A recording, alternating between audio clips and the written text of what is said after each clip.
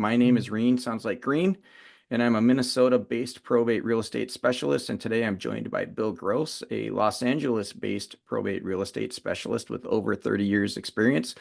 And Bill, thank you for joining us today. There's often overwhelming emotion and confusion around cleaning out a probate property. Mm. Why do you think this is, and why is this such an important topic for families? I think I would define it as three different stages because you use the word clean out, but I think really what you're referring to is the removal of personal property. And so Yes.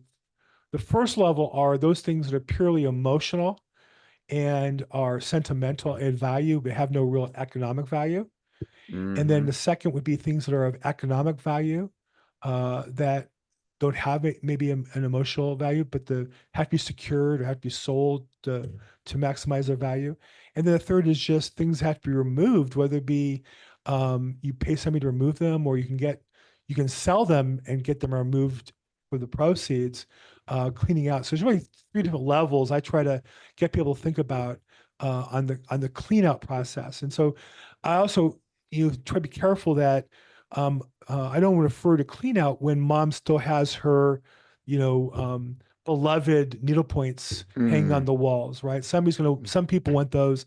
And if you refer to that as clean out, they get emotionally charged. Yeah. And so it's an area that because it's confusing and one man's trash, another man's treasure, you have to be kind of careful as you approach that. It's easy to step on people's toes in that area in particular, I find.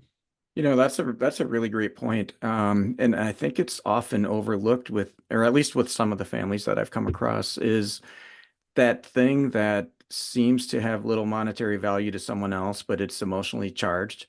I had one probate case that I worked on where we almost had a huge lawsuit over the hostas in the backyard, right? So the decedent loved planting those, and so the family wanted to take them with them. And in the contract, the buyer's agent wanted the plants to stay, and turned into a big situation. And we're talking about $80. Well, the monetary value was $80, but reality, those were priceless. I lived through that personally. My mother's mother passed when she was quite young, and she apparently left to my mother. They're called Lesters, Mm-hmm. and my mother had bad relations with her father because he remarried to my mother's step monster, and they hated each other. And I remember when I was a kid, we went to Philadelphia. My grandfather lived, and my mother wouldn't even go in the house. She was so estranged from her father and her stepmother. And flash forward a few years, my stepmother left my grandfather. My grandfather wanted to move out, got me to be with his kids. And my mother said, if you're coming out, you need to bring those lusters and bring them to me day one. I'm thinking, what are these lusters? Like, it's like the Holy Grail coming from Philadelphia. And they're just these stupid little, I don't know, Mm. 6, 8 inch little crystal hanging things. At a garage sale, you wouldn't pay $5 for them. Right. But to my mother, they were everything. And Yeah, so, yeah, that can happen, and it creates long-term emotional impact. absolutely.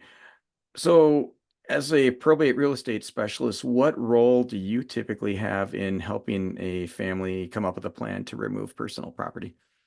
Everyone's a little different. I think that once somebody is identified as administrator, it really is their job to manage that. Hmm. And they're the ones who are going to know best their family members' status and needs and such. The important job of the administrator is to do an inventory and Right. take pictures and be able to say, here's what's here. And to give people a chance to raise their objections. The problems are always when one family member goes in and takes out what they think is theirs. Hmm. That's a surefire problem versus the smart administrator who says, okay, before we take anything out, here's everything that's here. We've secured the property, and make your claim. And there's different services I've used over time that people can use to reserve things that they think are valuable, that they think are sentimental.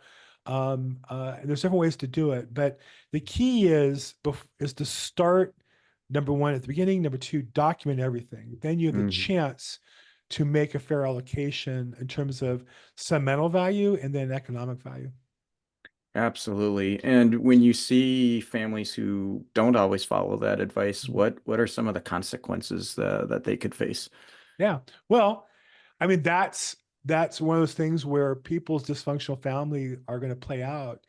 And, sometimes you wonder, why is that person acting out like a child? Because as a child, they got cheated by their parent, or Hmm. they perceive they're cheated by their parent, and they're going to act out on it. And so they're going to object to the sale. They're going to try to rip off the other family members. They're going to justify stealing things. I mean, all the dysfunction comes out down the road, I think. And my job is to be a dispassionate observer and advise to my client, who's typically the administrator, hey, here's what you need to do to protect yourself and Right. do the best you can to protect your family. But to some degree, you can only do so much, because people are going to have hard feelings, and there's just no way to make everybody happy.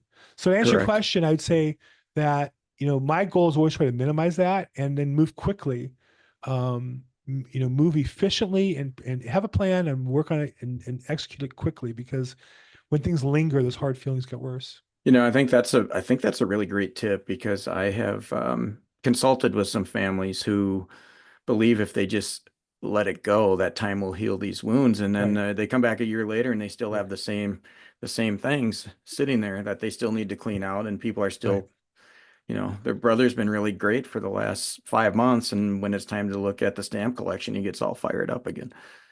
Right. It's interesting. It's like, I'm married, and you sometimes, as a the bad husband, Bill, will think, oh, I'll just let that fight simmer with my wife, and I'll go to bed, and pretend it never happened, and she'll forget about it. And then you get in bed, you hear her just steam coming out of her ears. You realize, well, that didn't work. Right. Right. And I always find it's more likely the single people to understand, yeah, no, your sister's never going to forget this. It's going to be there till you resolve it. So yeah, it's tough. And I think that, one of the things I always try to focus on is there's the technical skills of this business, and then there's the soft skills. And that's being patient, listening, not jumping in, not being a hard advocate, but supporting your customers. Absolutely. And as we close out on the topic of assessing the personal property and removing it, do you have any other thoughts or tips that you would like to leave our families with? I mean, I always feel like, begin with the end in mind, with Stephen Covey's advice. And I think that's a really good advice. Think about what you're trying to accomplish, and then work towards that. In some cases, everything, the whole house, won't cover the cost of the cleanup. In other Hmm. cases, once some items are moved, you have a lot of money that can be raised to sell and clean out and put, assets in the pocket of the estate. So you just have to get a clear professional assessment. Things aren't worth what they used to be, and they're not worth what you think they are once they're used. But try to get a game plan as early as you can on that, and try to be reasonable about it. Excellent. And Bill, I mentioned that you are in the Los Angeles area. You Mhm, and I have a network of probate specialists across the country who can mhm. help. What is the best way for someone to contact you for more advice? Well, I'm on social media at Bill Gross Probate. My website's billgrossprobate.com, and my phone number's there, email's there. Set an appointment, come to my Facebook group, Probate Weekly. I have a podcast I do every week called Probate Weekly as well. So go to billgrossprobate.com. You'll find all my contact info. Excellent. And we will include all of that info in the show notes as well. And Bill, this has been really, really helpful for families who might need assistance or are not sure where to start. And so I really appreciate you just taking a little bit of time out of your busy schedule to chat with us today. My pleasure. Well, Reed, thank you so much. It's always a pleasure. Thank you, Bill. Bye bye.